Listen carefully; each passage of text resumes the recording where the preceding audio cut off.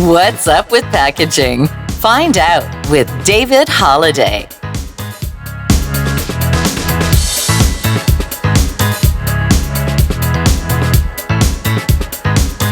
So, what is up with packaging? Hi there, this is David, and this is my weekly look at packaging news items that have kind of gotten my attention during the last 7 days or so. First up, here's some good news for people needing aluminium cans for beverage products, small brewers and other users of that type of packaging. A new beverage can company has actually opened for business right here in Nashua, New Hampshire, just down the road from Packaging Newsnet Tower, as it happens. This company is called Can One USA.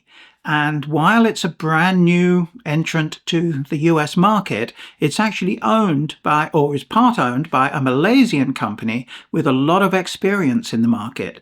They, in fact, have been producing cans for food and beverage products for over 60 years, so they certainly know what they are doing. Even better news, Can One has renovated an industrial building that's been empty here in Nashua for probably 2 decades or so. And I think it's always great to see old industrial buildings repurposed for the modern age. Can One is already producing a range of popular can sizes, so get in touch with them if you need aluminium cans for your beverage products. You can find them at 603-704-9340. That's 603-704-9340.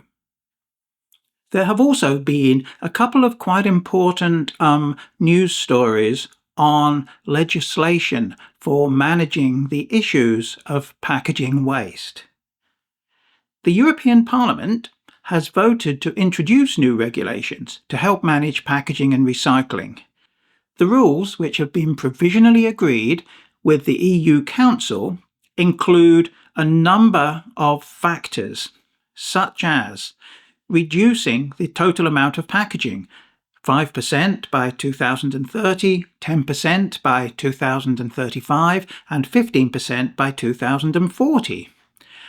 And in general, the rules require EU countries to reduce, in particular, the amount of plastic packaging waste produced.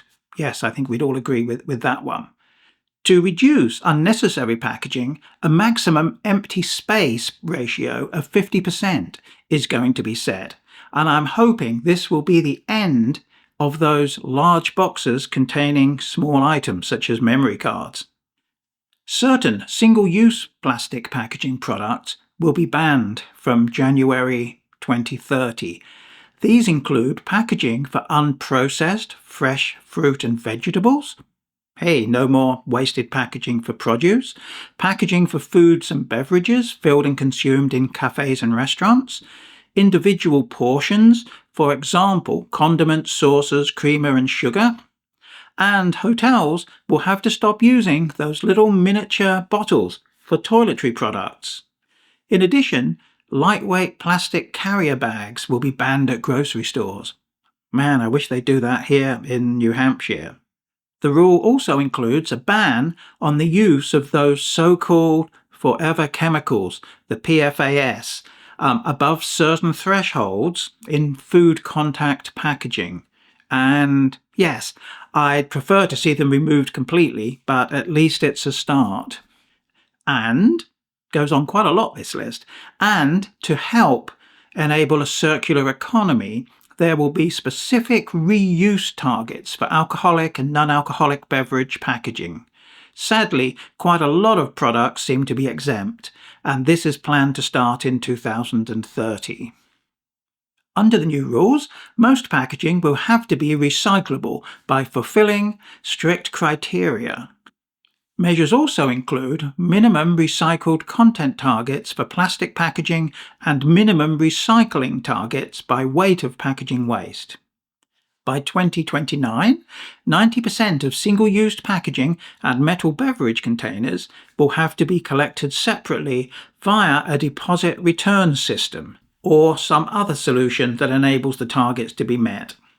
I do believe that the new rule is quite an achievement, And while it has been subject to intensive industry lobbying over the last few years, it does seem to be a major step forward. Sadly, over in the UK, there has been a step backward.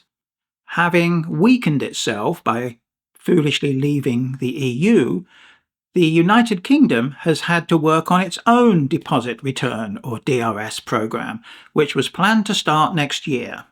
However, the implementation has just been moved back to 2027. The UK-wide scheme would include special machines that they call reverse vending machines, where you deposit bottles in order to get your money back.